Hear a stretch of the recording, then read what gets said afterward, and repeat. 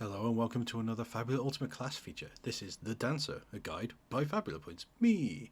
So, jumping straight in, the Dancer is my favourite class in the entire game, like, bar none. It is exceptional. So I'm going to try not to be too biased when I cover it, but I kind of need to set that context first.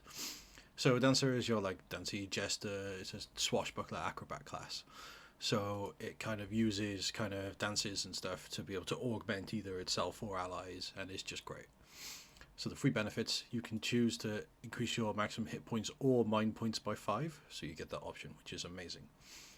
Going straight into the skills, the bread and butter of this build is dance. So each time you take the skill, you learn a dance, which is on the next page. So on your turn during a conflict scene, if you have no martial armor equipped, you may spend 10 mind points to perform a dance you've learned. This doesn't require an action, but can only be done before or after an action and only once per turn. So you can do this and then do an action, or do an action and then do this, which makes it so good. If you already performed a different dance during your previous turn this scene, the cost of a new dance is reduced to 5 mind points. So swapping between dances is the most efficient way of doing this. Some dances are instantaneous and resolve immediately, while others have effects that last until the start of your next turn. So I'm going to cover the dances now, and then we'll go through like the skills that kind of synergize with them. So 2 pages of dances, these kind of work kind of like spells, but they're not spells. So again, if we go back a second, so we spend 10 mind points to perform any of these dances. So Angel's Dance lasts until the start of your next turn, and you gain resistant to light. You choose either gaining resistant to light damage, or all damage dealt by your attacks and spells becomes light. So you can do this before an attack and then deal light damage spells, which is awesome. And rather than go through every single one over and over again, Bat Dance is the same with Dark, you've got the same with Bolt, same with Air, same with Earth, same with Fire, and same with Ice. So that, you covered all your basics there. But I'm going to go through the other kind of ones as well. So Banshee Dance is instant. You choose another creature that's able to see you. If that creature is already slow, they immediately suffer shaken. So this is a way to kind of power through different status conditions. And if we look at Kraken Dance, if the creature's already dazed, they suffer slow. So say, for example, if someone has a skill that causes dazed, you can use Kraken to cause slow, and then in the next turn you can do Banshee to then make them shaken. So you can immediately start powering through. Hydra Dance, which we skipped over, after you suffer damage, you choose one option. You recover 5 hit points, or you recover 5 mind points. This is the start of your next turn 1. I'm not a big fan of this, mostly because, like I've said in almost all of my videos, enemies attack at random in Fabula Ultima, so unless you have like some kind of aggro mechanic going on, you're not going to get much out of this. Or like it'll be situational whether you do, so you might use this and then not gain anything. So, like, I don't know, it can work, but it's not one for me. Lion Dance, you recover from a single status effect of your choice, could be nice. Maynard, I don't know how to pronounce that. Dance, choose another creature is able to see you. Creature loses an amount of mind points equal to your current dexterity size. So the Weapon Master and a Sharpshooter have ways of doing this, I think, more consistently, or it might be bigger. But current dex, you're going to be a high dex class with the Dancer because you're using like knives. So that's all right. Earth damage, we've been Nightmare Dance. If the creature suffered shaken, they immediately suffer weak. So this is like the other side of that. So slow shaken, shaken weak. So you can kind of chain everything.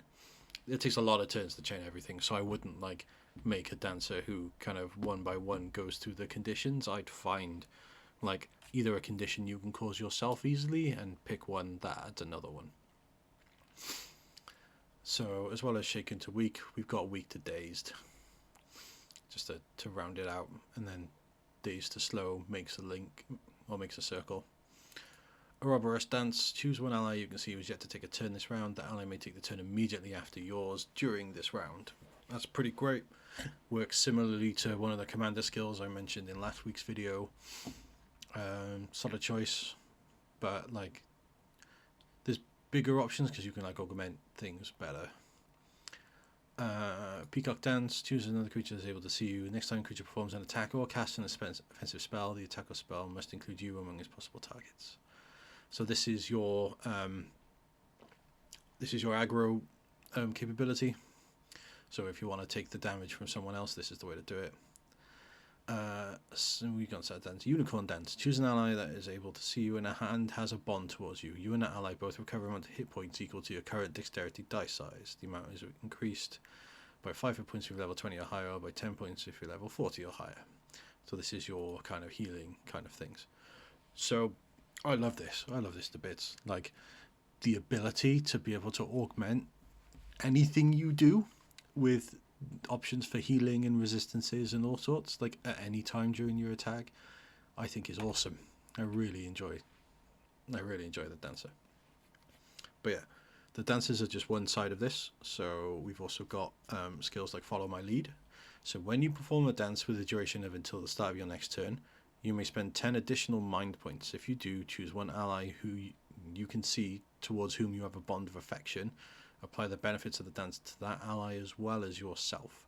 So, for example, if you really need to I don't know, get fire resistance, say, and you have an ally with the bond of affection, you can do that to yourself and an ally. So I like it. It's like a nice little quick being able to buff other people. Like, it's great. Frenetic Footwork is the next one. You can do 2 skill points here. So after you perform a dance with a duration of until the start of your next turn, like follow my lead, you gain a bonus equal to skill level times 2 to all opposed checks that rely on acrobatics, coordination, or speed until the start of your next turn. So this is going to depend on the kind of situations you're in. So it's a lot more situational, and you may not come across this much. But yeah, like, I don't know. It's like it's definitely the weaker of the options here. Like, you can use it situationally, but I'm gonna go around in circles, aren't I? Move on. So quick change. After you perform a dance, you may perform the equipment action for free. So this is like being able to use a potion or throw an elemental shard. Like, it's great. What it doesn't say, and it usually specifically says, like, there's a lot of skills in the game that says you can like cast a spell for free, but you still need to use the MP points. This doesn't say that you don't use that. You use the inventory points. So I would take it that you would have to, because we're using the action for free. We're not we're using the action for free as in it's not taking an action. We're not using free equipment. Like, you need to also to have the equipment. So I would get people to still spend the inventory points here. So you can stack this. So like, you can perform a dance, throw an elemental thing, to get a little extra damage if you want. Like, it's fine if you're the person who uses the equipment action in fights a lot. It can be useful. But yeah, the next one is War Dancer. So there's up to 5 skill points in this. After you perform a dance, your attacks with Brawling Dagger, Flaying, and Thrown weapons deal skill level extra damage until the start of your next turn. If you have an arcane weapon equipped, defensive spells you cast also deal extra damage. So this one I think is fantastic. So were you to be like a dagger build, and there's heroic skills that will make this even better, you can then deal extra damage, and you can, for example, have like your attacks deal light damage or bolt damage or any kind of damage really, to augment it. So yeah, I really like the dancer. I would probably do, obviously I'd take a few dances. I'd want War Dancer. I don't think I put 5 points into War Dancer because it's not skill level times, something extra damage. It's just damage, but being able to do extra damage is good. Like, I might do, but anyway, I'm kind of rambling as I normally do. Let's jump to the heroic skills. First one is a passive double. So when you are in crisis, you ignore the MP cost of the follow my lead skill, and the follow my lead is you spend 10 additional mind points to apply the dance to an extra person. If you're doing this a lot, awesome. If not, then it's useless. But the next skill, Showstopper. This is a really strong one. If you like there's kind of a choice of two that you'd pick, right? Showstopper is one, and the other one is the other. Or one of the other ones. There's, yeah. Sorry, rambling. Go on. Showstopper. At the start of your turn during a conflict, if you have no martial armor equipped, which you shouldn't have because you're using dances and they can't have martial armor anyway, you may spend one Fabula point to immediately perform up to 3 different dances among those you know in the order you prefer without paying their MP cost. This is enormous. So let's say for example, you are like, you have the ability to cause, let's just say dazed, for example, right?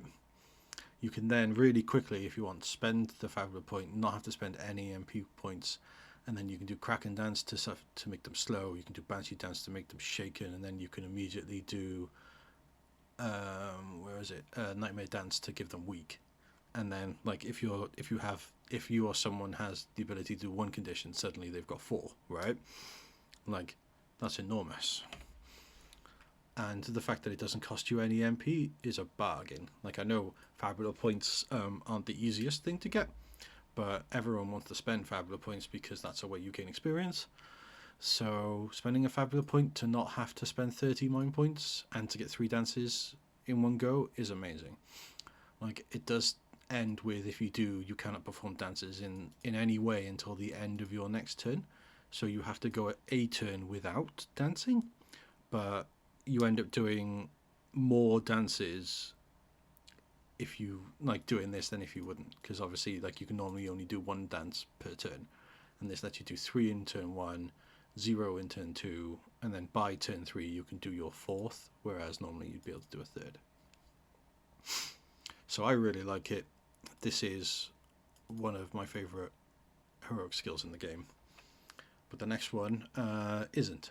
It's Swirling Swarm. We've been through this before with the Fury and the Sharpshooter. So when you perform a ranged attack using a weapon that belongs to the thrown category, if you have no martial armor or shields equipped, you gain a momentum point. You may never have more than 5. Your ranged attacks using weapons belong to the thrown category deal extra damage equal to your current momentum points. When a creature hits you with an attack targeting your defense, you must spend all your accumulated momentum points and increase your defense score by an equal amount against this attack.